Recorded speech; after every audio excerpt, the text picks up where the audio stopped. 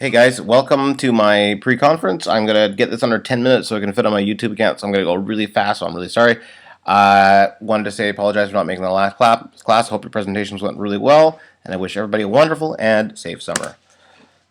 The question is, can an inquiry-based mathematics program be effective? This was prepared for submission to the Journal of Mathematics Teacher Education in partnership with the Simon Fraser University Masters of Education Technology program, supervised by Professor David Kaufman. My abstract has the keywords of constructivism, inquiry-based learning, math anxiety, and math out of the box.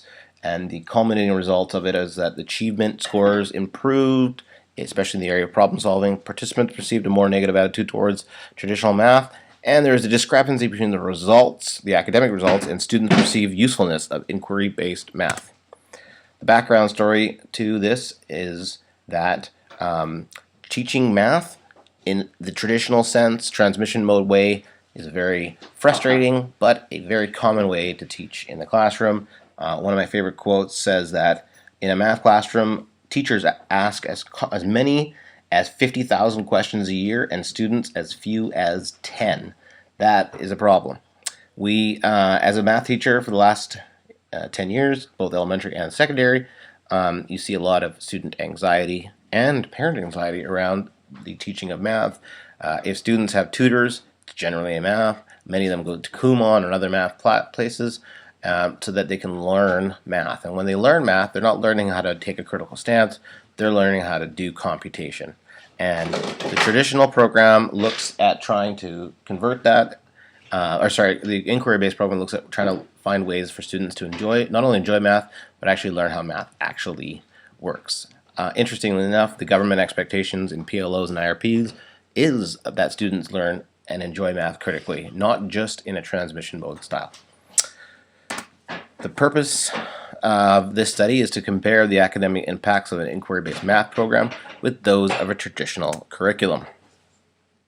In the area, we looked at 4 key quantitative areas, and they were, does an inquiry-based math program compare academically to a traditional program? What are the differences in attitudes between the two? How do students rate their engagement? And how do students and teachers feel the effectiveness of the inquiry-based math program is?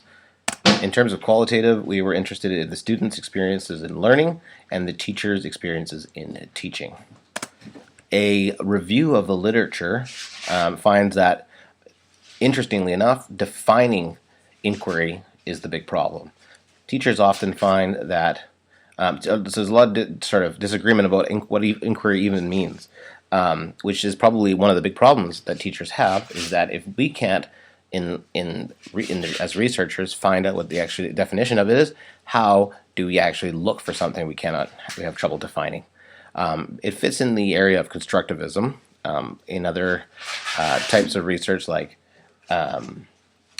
anchored instruction and problem-based learning and project-based learning, those are all very similar veins to inquiry-based. There's a sort of interesting scale between completely open, also known as dynamic inquiry, and a more what we like to call inquiry on a leash, where it's very much carried step by step all the way along by the teachers. Of course, probably nothing exists completely at either extreme, but it's a good way to juxtapose any type of program with another. The research also shows that teachers are really not prepared to teach inquiry. Just like the definition, having trouble defining it, teachers often are asked to teach this types of programs with not enough effective professional development. There's a lot of research in the area of student anxiety, but also pre-service teacher anxiety around teaching math. If you think about it, grade 7 math is the highest level of math that a teacher will need to teach without any kind of specialty. And a lot of the concepts can be challenging, and often teachers will be able to know how to do it, but maybe not how to explain it. In the end, though, we found that, the research has found that inquiry-based does offer and has a lot of evidence that it is exciting and engaging and can be successful. But again, there's those other problems that need to be addressed. The method for the research was that the program that was chosen was called Math Out of the Box. There were 3 schools with 3 math specialty teachers. They were given workshops and online help, and an online group was set up for them, as well as there was the time frame for the program was 3 to 4 weeks, and the unit for the program was measurement. The school, so the sample size for the group is, there were 3 schools: Winter Park, Beaver Dam, and Tulip Bush. Each of them had math. In the case of Tulip Bush, there's only 2 sections of math, so we were not able to use random sampling of that school, and so we had to separate one traditional, one inquiry. The final numbers have 55 students in the inquiry experimental part, and the control group, the traditional part, had 70.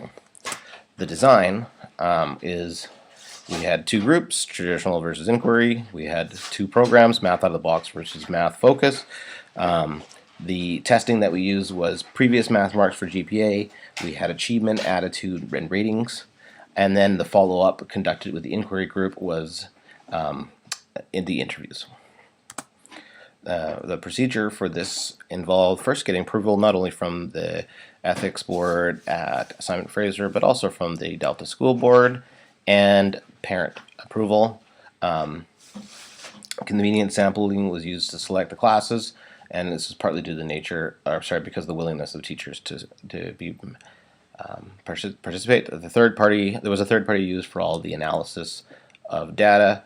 The achievement tests were written in coordination with the faculty, the teachers, and interviews were conducted by the research. The instruments used were achievement test, attitude scale, using the Likert scale ratings, and interview protocols for the qualitative data. The results found that there was a there was a small difference between the inquiry and the traditional maths, but only a 2% difference. In achievement, we divided it into 3 basic components. There was 10 questions on transfer, 10 questions on math skills, 10 questions on problem solving.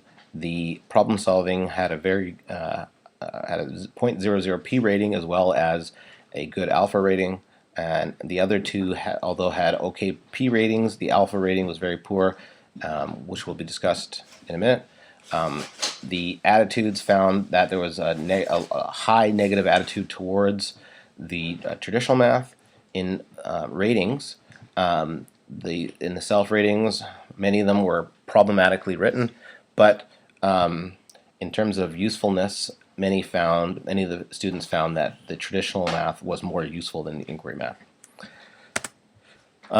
In the qualitative part, teachers and students spoke about their experiences. The students felt a positive experience. They really enjoyed it. They enjoyed the engaging nature of it, and teachers felt invigorated by teaching this. Students, in terms of limitations, found that group work was a problem. They didn't enjoy all of the group work, and sometimes taking a critical stance was frustrating. Teachers found that there was a lot of front-end work, and that the professional materials that came with the program were very poorly laid out and written. As I mentioned before, the GPA was not significantly different. In terms of the 3 sections of testing and the results, the first 2, transfer, that was poorly written, partly due to the teacher's disagreement over what constitutes transfer questions. The basic skills section, the next section, was also was not poorly written. Was poorly written, but also but had no statistical significance. The final section was had a good alpha rating and had a huge statistical difference between the teachers and between the experimental and the control group. Very much in favor of the inquiry-based math program. The students had a very negative feeling towards traditional math, which is probably not surprising because of the exciting nature of inquiry-based math. But what was interesting was that students found that it was not useful. probably owing to the fact that they had so many years of being taught a certain way that they felt like anything outside of the norm was probably not really as valuable as it should be.